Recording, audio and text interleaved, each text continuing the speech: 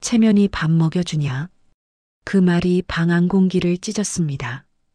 형광등 불빛이 오래된 커튼 틈으로 스며들며 먼지가 느리게 떠다녔습니다. 그녀는 손에 들고 있던 찻잔을 내려놓지도 마시지도 않았습니다. 딸의 목소리가 문틈 너머로 낮게 새어나왔죠. 엄마, 제발 그냥 모른 척해요. 이번엔 제가 참을게요. 그녀는 대답 대신 찻잔을 들었지만 미지근한 물 위로 떨림이 비쳤습니다. 거실 한쪽엔 구겨진 남편의 외투, 그리고 바닥에 떨어진 소주병 마개가 굴러다녔습니다.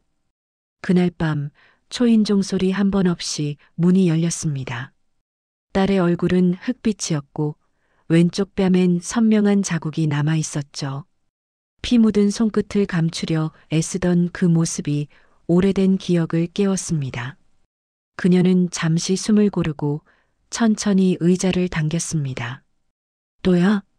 아니에요. 넘어졌어요. 사람이 이렇게 맞을 수도 있나? 엄마, 제발 그만요. 나 때문이라도. 딸의 목소리가 갈라졌습니다. 그녀는 고개를 숙인 채 주방의 시계를 바라봤습니다. 초침이 부드럽게 흘러가는데 그 소리마저 잔인하게 들렸습니다. 10년 전 남편의 외도를 알았을 때도 그녀는 참았죠. 사람들 앞에서 체면을 지키는 게 그때는 옳다고 믿었습니다. 하지만 오늘은 손끝이 달랐습니다. 찻잔을 내려놓는 순간 잔이 깨지지 않았습니다. 대신 그녀 안에서 무언가 조용히 금이 갔습니다. 바람이 스며들던 창가에 딸이 세워둔 캐리어가 기울어져 있었습니다. 그 속에 뭐가 들었는지 묻지 않았습니다. 다만 그 무게만으로도 충분히 알 수 있었습니다. 그녀는 찻잔의 금간 자리를 손끝으로 쓸며 중얼거렸습니다. 체면이 밥 먹여주냐? 참, 내가 그 말을 이제야 알겠네. 아침 햇빛이 커튼 틈을 비집고 들어왔습니다. 그 빛 속에서 먼지가 천천히 움직이고 있었죠. 딸은 부엌 식탁에 앉아 있었습니다. 손에는 찬물에 젖은 행주, 눈은 식탁 위 얼룩만 바라보고 있었습니다. 그녀는 조용히 밥상을 차렸습니다. 된장국이 아직 끓지 않았는데 딸이 먼저 입을 열었죠. 엄마는 몰라요. 그 말이 너무 평범하게 들려서 잠시 의미를 놓쳤습니다. 뭘 몰라? 이게 다 내가 잘못해서 그래요. 나도 이제 그냥 살래요. 그녀는 국자를 들고 서 있었습니다. 불이 너무 세게 올라와 국물이 거칠게 끓고 있었죠. 그 소리가 마치 누군가 속삭이는 것처럼 들렸습니다. 딸은 젖은 행주를 접어 옆에 두고 천천히 이어 말했습니다. 그 사람도 나름 힘들어요. 일도 안 풀리고 나 때문에 더 힘들다 그러니까. 그래서 맞는 게 당연하단 말이야? 그런 말 아니에요. 그냥 엄마는 모를 거예요. 그녀는 그 말에 손을 멈췄습니다. 잠시 아무 말도 할 수 없었죠. 가스불을 줄이는 손끝이 미세하게 떨렸습니다. 10여 년 전 남편이 술에 취해 돌아와 너 같은 여자는 남편 하나 믿고 사는 거야 라며 문을 닫던 밤이 떠올랐습니다. 그녀는 결국 아무 말도 하지 않았습니다. 식탁 위에서 김이 피어올랐고 그 속에 딸의 얼굴이 흐릿하게 비쳤습니다. 딸은 밥숟가락을 들지 않았습니다. 대신 조용히 물컵을 들어 올리며 마치 스스로를 설득하듯 중얼거렸죠. 사람은 다 사정이 있잖아요. 그녀는 그 한마디에 등을 돌렸습니다. 사정으로 맞는 사람이 어딨니? 엄마, 그냥 이 일로 나한테 화내지 마요. 나도 지쳤어요. 딸의 목소리가 식었습니다. 그 한마디가 가슴에 박혀서 오래 남았습니다. 그녀는 식탁 위에 김이 잦아드는 걸 바라보며 조용히 밥그릇을 밀었습니다. 밖에서는 택배차가 지나가며 짧은 경적을 울렸습니다. 평소처럼 평범한 오전이었지만 공기 속에 서늘한 냄새가 돌고 있었습니다. 딸은 그 냄새를 못 느꼈겠죠. 아니, 애써 못 느끼려는 듯 했습니다. 그녀는 밥그릇을 치우다 멈췄습니다. 딸의 왼쪽 손목, 얇은 소매 아래로 번진 푸른 멍이 보였습니다. 그녀는 그 자리에서 오래 움직이지 못했습니다. 무엇을 말해야 할지 몰랐습니다. 대신 부엌 창문을 닫았습니다. 바람이 들어오면 된장국이 식으니까요. 그녀는 속으로 중얼거렸습니다. 참는 게 언제부터 미덕이 됐을까? 그 생각이 오래 맴돌았습니다. 그날 이후 그녀는 딸을 이름으로 부르지 않았습니다. 소진아 대신 너라고 불렀습니다. 무심한 호칭이었지만 거기엔 오래된 체념과 작은 분노가 섞여 있었습니다. 그날은 유난히 비가 오래 내렸습니다. 부엌 창가에 앉아있던 정수는 물방울이 유리창을 타고 흐르는 걸 가만히 바라봤습니다. 식탁 위에는 식지 않은 밥 2그릇이 놓여 있었고 그 옆에는 식은 된장국이 남아 있었습니다. 딸은 오전부터 전화를 붙들고 있었습니다. 말 한마디 없이 그저 누군가의 숨소리만 듣는 듯 했습니다. 또 그 사람이야? 대답은 없었습니다. 정수는 찻잔을 닦던 손을 멈추고 딸의 등을 바라봤습니다. 굽은 어깨, 미세하게 떨리는 손끝, 그리고 책상 아래로 감춘 발끝. 비가 천천히 굵어지고 있었습니다. 딸이 전화를 끊자마자 휴대폰을 탁자에 내려놨습니다. 그녀는 아무 말도 하지 않았습니다.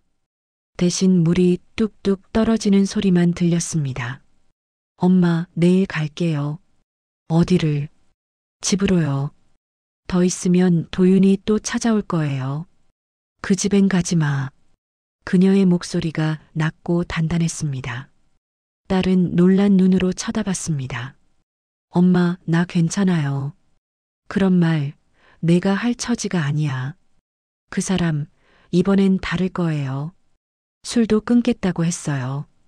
정수는 천천히 일어나 딸 앞에 섰습니다. 그런 약속 내 아버지도 많이 했어. 끊는다. 달라진다. 마지막이다. 다 말뿐이었어. 딸은 고개를 숙였고 손끝이 무릎 위에서 꼼지락거렸습니다. 정수는 잠시 숨을 고르며 말을 삼켰습니다. 엄마는 그때 왜 안 떠났어요? 그 말이 비수처럼 박혔습니다. 그녀는 아무 말도 하지 못했습니다. 식탁 위 그릇에 비친 자기 얼굴이 낯설게 느껴졌습니다. 그땐 떠날 데가 없었어. 나도 그래요. 비가 점점 거세졌습니다. 그녀는 부엌 창문을 닫으려다 멈췄습니다. 바람이 들어와 커튼이 젖었지만 그 냉기가 오히려 마음을 식혀주었습니다. 딸이 천천히 일어나 방문 쪽으로 걸어가려 하자 그녀는 뒤에서 딸의 팔을 붙잡았습니다. 가지 마.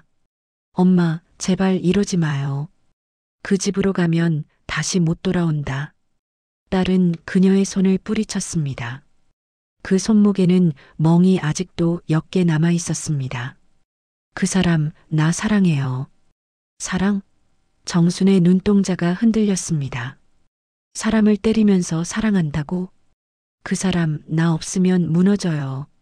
그럼 너는? 그녀는 대답하지 않았습니다. 비가 그쳤을 때 방 안에는 긴 정적이 흘렀습니다. 딸은 캐리어를 들고 현관으로 갔습니다. 정수는 아무 말도 하지 않았습니다.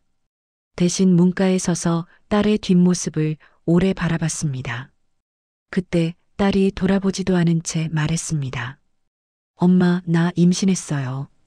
그녀는 숨이 멎은 듯 서 있었습니다. 손끝이 하얗게 굳어졌습니다. 문이 닫히지 않았는데 소리가 났습니다. 그건 문소리가 아니라 오래된 마음의 문이 무너지는 소리 같았습니다. 그녀는 허공을 바라보다 천천히 의자에 앉았습니다. 찻잔이 식탁 위에서 미세하게 흔들렸습니다. 그 안에 남은 찬물 속에서 그녀의 얼굴이 기울어져 있었습니다. 밤이 깊어질수록 그녀의 손등엔 잔주름이 새어나왔습니다. 그녀는 부엌 시계를 바라봤습니다. 초침이 돌아가는 소리가 유난히 크게 들렸습니다. 이젠 내가 참을 때가 아닌가 보네. 그녀는 일어나 신문지를 펼쳐 들었습니다. 여성 상담센터, 가정폭력 신고, 활자가 희미하게 흔들렸습니다. 그녀는 그걸 천천히 접어 서랍에 넣었습니다. 아직은 아니야. 하지만 그날 밤 그녀는 한 번도 눈을 감지 못했습니다. 바람 소리, 냉장고의 윙윙거림, 그리고 딸이 남기고 간 머리카락 한 올. 그 모든 게 견딜 수 없이 선명했습니다. 비가 그친 뒤 공기가 유난히 무거웠습니다. 창문 밖에 나무잎은 젖은 채로 잠잠했고 새소리 하나 들리지 않았습니다. 정수는 딸이 남기고 간 캐리어 자리 위를 천천히 쓸었습니다.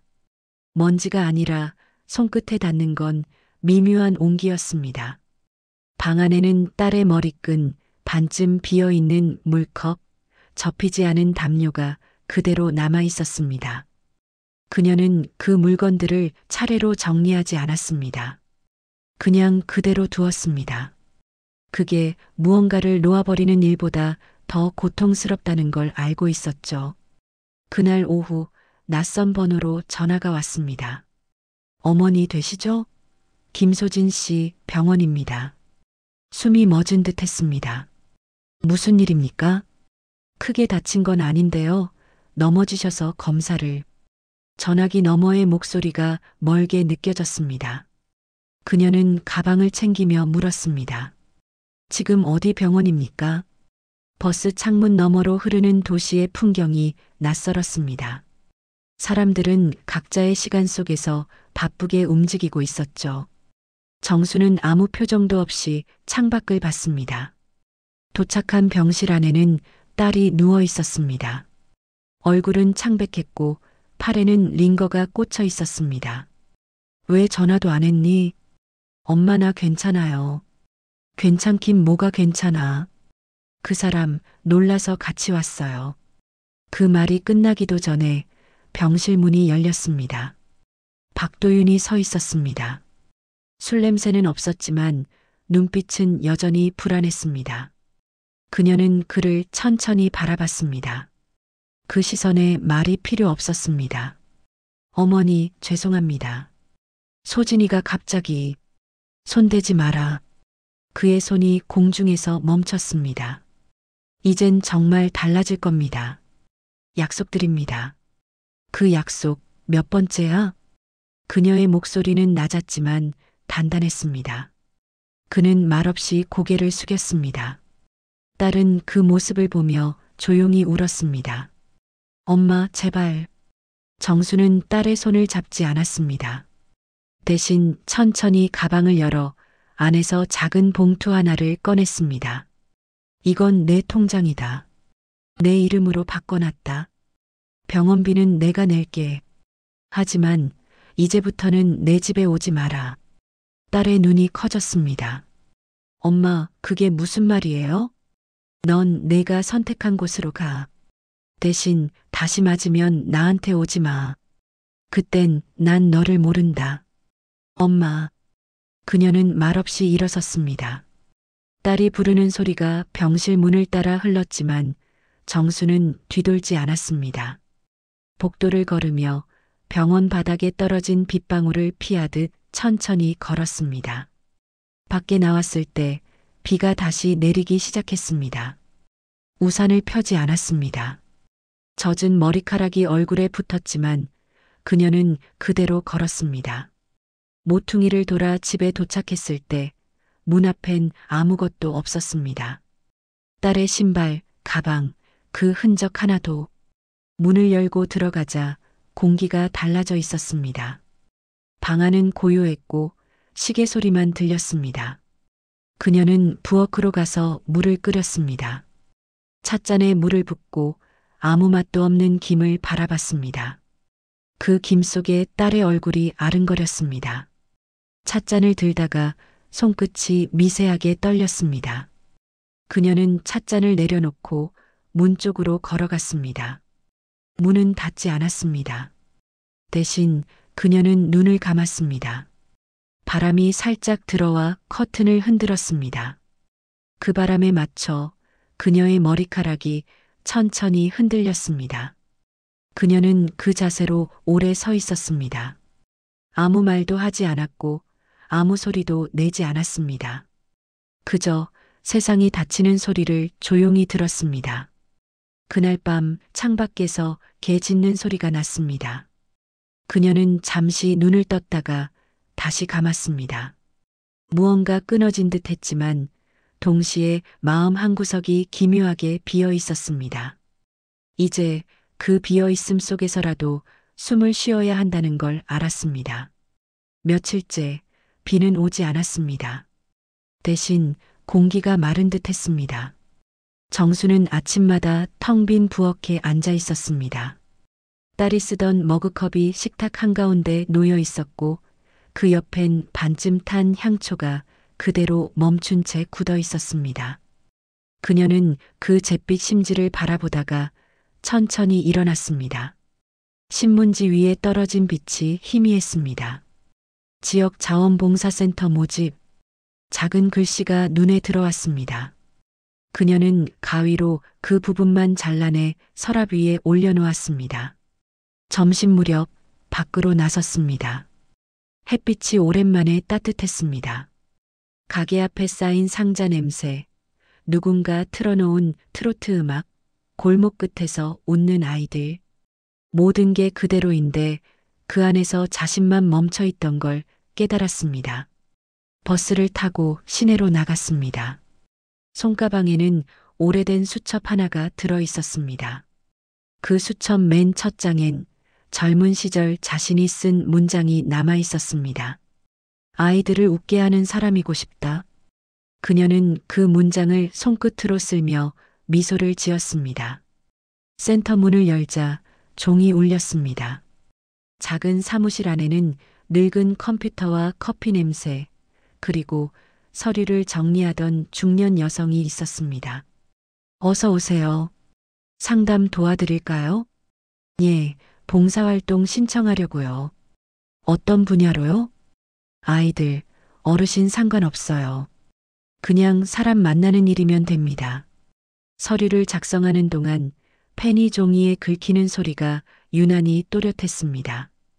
이름을 쓰는 칸에 도착했을 때 잠시 멈췄습니다. 한정순. 그 이름이 낯설게 느껴졌습니다. 언제부턴가 그녀는 자기 이름을 입 밖에 내본 적이 없었습니다. 서류를 건네며 그녀는 웃었습니다. 혹시 봉사는 언제부터 가능한가요? 이번 주 금요일부터 가능하세요. 좋아요. 그날 올게요. 그날 밤 집으로 돌아온 그녀는 처음으로 TV를 켜지 않았습니다. 대신 창문을 열고 불 꺼진 거리를 바라봤습니다. 바람에 커튼이 가볍게 흔들렸습니다. 식탁 위에는 빈 머그컵 2개가 나란히 놓여 있었습니다. 하나는 딸의 것이고 하나는 자신의 것이었습니다. 그녀는 그것들을 물에 헹구지 않고 그냥 두었습니다. 그게 이상하게 위로처럼 느껴졌습니다. 잠시 후 전화벨이 울렸습니다. 엄마, 딸의 목소리였습니다. 지금은 병원이에요. 왜? 아니에요. 큰일 아니에요. 그냥 검사 좀 더 받으래요. 누가 곁에 있니? 없어요. 혼자예요. 정수는 한동안 아무 말도 하지 않았습니다. 그래. 혼자 있어도 괜찮다. 엄마, 이제부터는 내가 내 인생 살아야 해. 전화가 끊긴 뒤 그녀는 천천히 창문을 닫았습니다. 창밖엔 가로등 불빛이 물 위에 흔들리고 있었습니다. 그 빛이 마치 오래된 기억처럼 부드럽게 깜빡였죠. 그녀는 수첩을 다시 꺼냈습니다. 아이들을 웃게 하는 사람이고 싶다. 그 문장 아래 세 줄을 만들고 펜을 들었습니다. 이젠 나도 웃을 때가 됐다. 그녀는 펜을 내려놓고 조용히 자기 이름을 다시 불렀습니다. 정순아. 그 한마디가 방 안 공기를 바꿨습니다. 그녀는 처음으로 스스로에게 인사했습니다. 수고했다. 병원 복도는 늘 그렇듯 하얗고 무표정했습니다. 정수는 그곳에 앉아 있었습니다. 딸이 들어간 진료실 문은 닫혀 있었고 그녀의 손에는 종이컵에 담긴 미지근한 커피가 들려 있었습니다. 커피는 식었지만 그녀는 마시지 않았습니다. 잠시 후 의사가 문을 열고 나왔습니다. 보호자분이세요? 정수는 고개를 끄덕였습니다. 스트레스성 위염이 심하네요. 다행히 큰 이상은 없습니다만 당분간 심리적 안정이 필요하겠어요. 의사는 짧게 설명을 마치고 돌아갔습니다. 그녀는 천천히 딸을 바라봤습니다.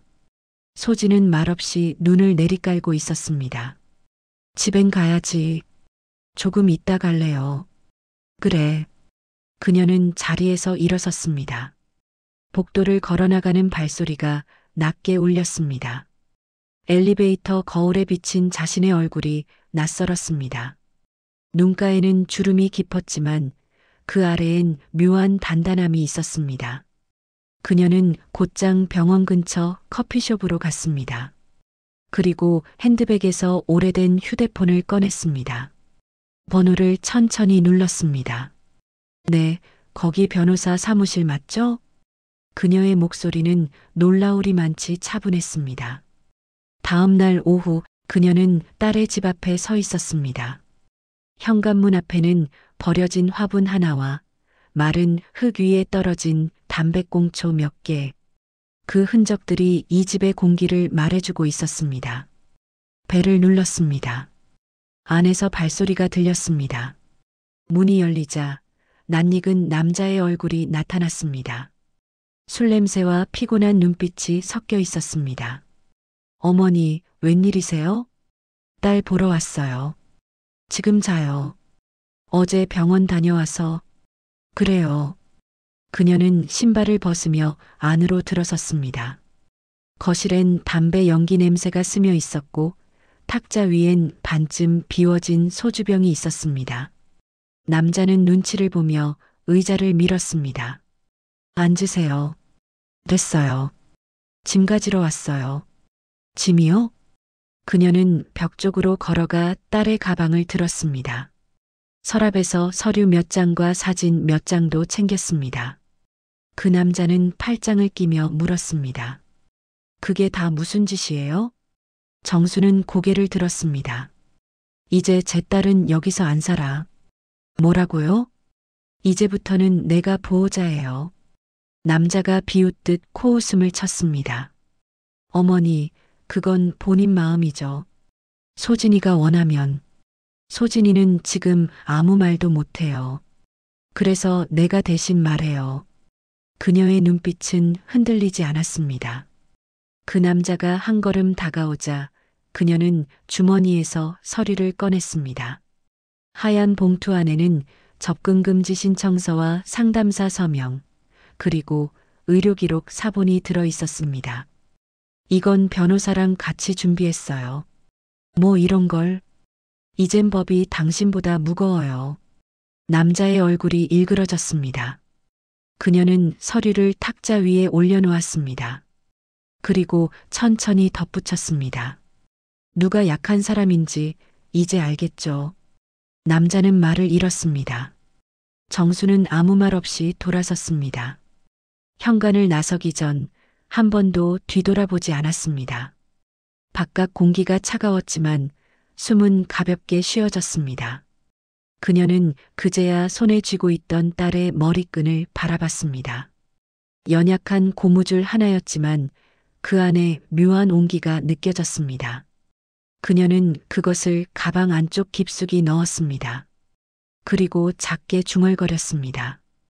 이제부터는 내가 묶을게. 단단하게. 그날 밤 정수는 집 거실에서 조용히 앉아 있었습니다.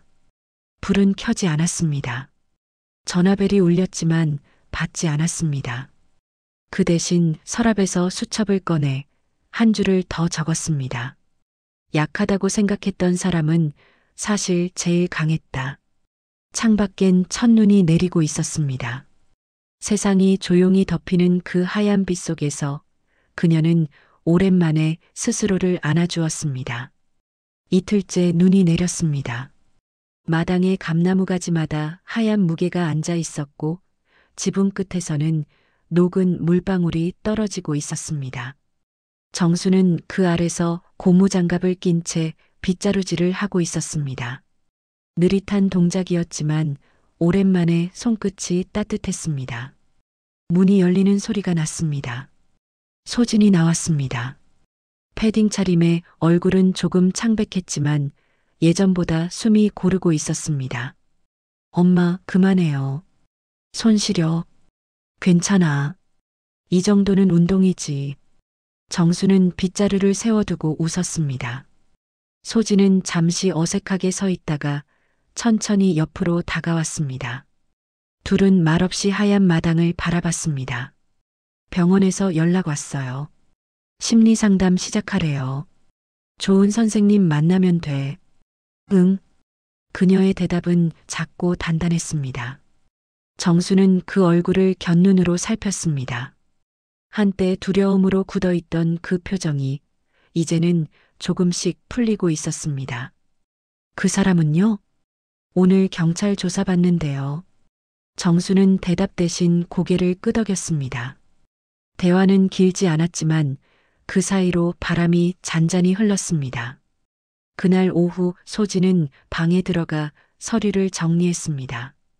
책상 위엔 출산용품 카탈로그가 놓여 있었고 모서리에는 누렇게 바랜 초음파 사진 한 장이 붙어 있었습니다. 그녀는 손끝으로 사진을 만지며 중얼거렸습니다. 엄마, 이름 정했어요. 벌써? 응. 하늘이요. 숨 쉴 때마다 떠오르라고. 정수는 아무 말도 하지 않았습니다. 그저 미소만 지었습니다. 그녀는 다가가 소진의 머리카락을 한번 쓸어내렸습니다. 그 손길은 오래 묵은 죄책감과 후회를 함께 닦아내는 듯 했습니다. 밤이 깊어가자 집안엔 라디오 소리만 희미하게 흘렀습니다. 오늘의 사연은 용서와 기다림에 대한 이야기입니다. 낡은 라디오의 음성이 배경처럼 깔렸습니다. 정수는 창가에 앉아 뜨개질을 하고 있었습니다. 털실은 하늘색이었습니다. 그녀는 실을 감으며 혼잣말처럼 말했습니다. 이 색이 참 따뜻하네. 누구 거예요? 우리 하늘이 거. 엄마가 뜨개질까지 다 하네. 할미가 뜨면 더 포근하지. 소진이 웃었습니다. 그 웃음은 아주 짧았지만 그동안의 긴 침묵보다 깊었습니다. 그녀는 잠시 멈춰서 엄마를 바라보다가 말했습니다. 그날 병원 앞에서 내가 엄마한테 미안했어요. 정수는 바늘을 멈췄습니다. 무슨 소릴 또 해? 그냥요. 엄마가 나 대신 싸워줘서. 정수는 대답하지 않았습니다. 실을 조금 더 감다가 조용히 바늘을 내려놓았습니다.